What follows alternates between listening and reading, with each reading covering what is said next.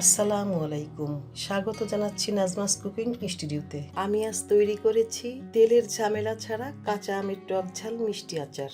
আমি কোনো সাধারণ দেশি আম দিয়ে এই আচার তৈরি করিনি। আমি আচার তৈরি করেছি হাইব্রিড চাষের কাঁচা আম দিয়ে তেল ছাড়া অতি সুস্বাদু টক ঝাল মিষ্টি আচার, যে আম এখনো বাজারে ভরপুর পেয়ে যাবেন।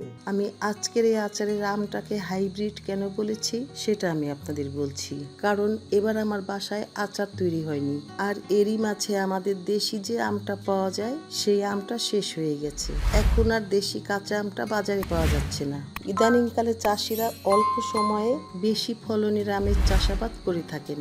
যে আমের ফলন অনেক বেশি হয়, আবার গাছ লাগানোর অল্প সময়ের মধ্যে সেই গাছে আমও ধরে যায়, সেই আমগুলোকে আমি হাইব্রিড আম বলে থাকি। সেটা কলমের গাছও হতে পারে। আমাদের অনেকের ধারণা আছে ওইসব আম্রপলি আম বা আশিনা আম দিয়ে কোনো আচার তৈরি করা যায় না। এটা আসলে ঠিক কথা না। আজ আমি ছোট্ট কিছু টিপস অ্যান্ড ট্রিক্স প্রয়োগের মাধ্যমে হাইব্রিড চাষের কাঁচা আম্রপলি আম দিয়ে একেবারে তেল ছাড়া খুব মজার টক ঝাল মিষ্টি আচার তৈরি করেছি, যা আপনি নিজে তৈরি করে সারা বছর সংরক্ষণ করে খেতে পারেন। এবার তাহলে চলুন আচার তৈরিতে চলে যাই। আজ আমি এই ধরনের 2 কেজি আম্রপলি কাঁচা আম দিয়ে আচার তৈরি করেছি। প্রথমে আমি আস্ত আমগুলোকে ধুয়ে তারপরে ছুলে কেটে নিয়েছি। একটা আম কেটে আমি 4 খণ্ড করে নিয়েছি। আমগুলোকে আমি লম্বা করে না কেটে ঠিক এভাবে আড়াআড়ি করে কেটে নিয়েছি। এই আমগুলোতে এখনো কিন্তু ভালোভাবে আটি শক্ত হয়নি, হালকা ভাবে আটি শক্ত হয়েছে। এটা দিয়েই আমি আচার তৈরি করে দেখাবো। বড় একটা খোলামেলা প্যানে আমি পর্যাপ্ত পরিমাণ ফুটন্ত গরম পানি নিয়ে নিচ্ছি। চুলার তাপ বাড়িয়ে রাখা আছে। এখন গরম পানির মধ্যে আমের টুকরোগুলো দিয়ে একটু নেড়ে নিব। এই নরম আম 2 মিনিট সময় নেড়ে চেড়ে পানি ঝরা দিয়ে নিয়ে আচার তৈরি করা হলে আচার তৈরির সময় আচারগুলো আর ভেঙে যাবে না। এটাই হচ্ছে একটা টিপস, যেটা শুধু দেশি আম দিয়েই করা সম্ভব। কিন্তু আমার মতো এভাবে করে তৈরি করবেন, দেখবেন আমের একটা কোনাও খুলে যাবে না, আমটা কোনোভাবেই বলক তুলে নেওয়া যাবে না। শুধু গরম পানির মধ্যে এভাবে নেড়ে চেড়ে নিয়ে চুলাটা বন্ধ করে দিয়ে ঠিক এভাবে 2 মিনিট সময় ঢেকে রেখে দিব। ফিরে আসলাম 2 মিনিট পর। এখন আমের পানি ফেলে ভালোভাবে আমটুকু ঝরা দিয়ে নিব। এভাবে করে একটা জালিতে আমগুলো ঢেলে নিয়েছি। এখন আমগুলোকে ফ্যানের নিচে রেখে আমের গায়ের পানি শুকিয়ে নিব। আবার ইচ্ছে করলে 10 মিনিট সময় রোদে রেখে ওই পানিটা শুকিয়ে নিতে পারেন, অথবা এই অবস্থাতেই টিস্যু পেপার দিয়ে আমগুলো মুছে নিলেও হবে। ফিরে আসবো 1 ঘন্টা পর। এরই মাঝে আমি আচারের জন্য মশলা তৈরি করে নিব। চুলায় একটি প্যান বসিয়ে গরম করে নিয়ে চুলার তাপ একেবারে কমিয়ে রেখে প্যানের মধ্যে দিয়ে দিচ্ছি 2 টেবিল চামচ পাঁচফোড়ন ও দিচ্ছি 1 চা চামচ গোটা জিরা, আর এর সাথে আমি পরে অ্যাড করে নিব 5টা শুকনা মরিচ। এবার ঠিক 1 মিনিট সময় মশলাটুকু অনবরত নেড়েচেড়ে টেলে নিব। মশলাটুকু 1 মিনিটের বেশি সময় টেলে নেওয়ার কোনো দরকার নেই। মশলাটা বেশি সময় টেলে নেওয়া হলে মশলার সুঘ্রাণটা নষ্ট হয়ে যাবে।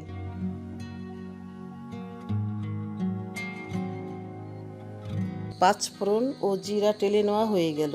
এবার এই মশলাটুকুর মধ্যে আমি 5টা শুকনা মরিচ যোগ করে মশলাটুকু ঠান্ডা করে একটা ব্লেন্ডারে গুঁড়ি করে নিব। মশলাটুকু গুঁড়ি করে নিয়েছি। ফিরে আসলাম 1 ঘন্টা পর। এখন চুলায় একটি প্যান বসিয়ে তার মধ্যে আমের টুকরোগুলো নিয়ে নিচ্ছি। আমি কিন্তু এখনো চুলাটা জ্বালাইনি। দিচ্ছি 4টা এলাচ, 8টা লবঙ্গ, ছোট্ট 4 টুকরো দারচিনির স্টিক ও 2টি চেরা তেজপাতা। এবার তৈরি করা গুঁড়ি মশলা থেকে 1 টেবিল চামচ পরিমাণ গুঁড়ি দিয়ে দিচ্ছি। আর বাকি যে মশলার গুঁড়িটুকু থাকবে এটুকু দিয়ে আমি আরো একটা আচার তৈরি করে নিব।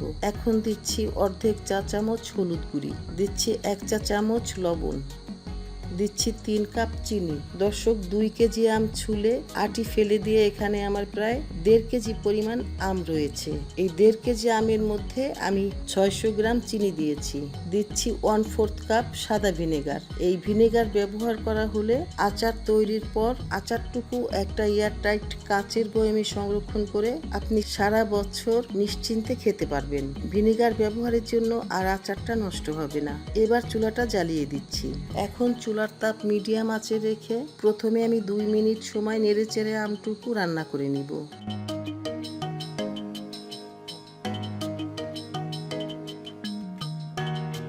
2 মিনিট পর এখন চুলার তাপ বাড়িয়ে রেখে আমটুকু নেড়ে চেড়ে পানি শুকিয়ে নিব।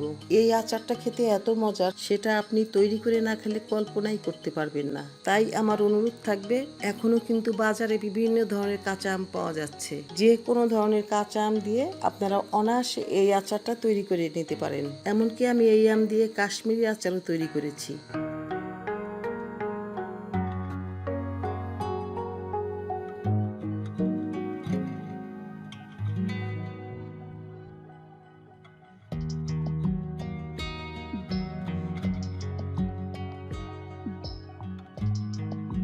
এখন আচারের ভিতরের চিনির পানি ও ভিনেগার শুকিয়ে গেছে।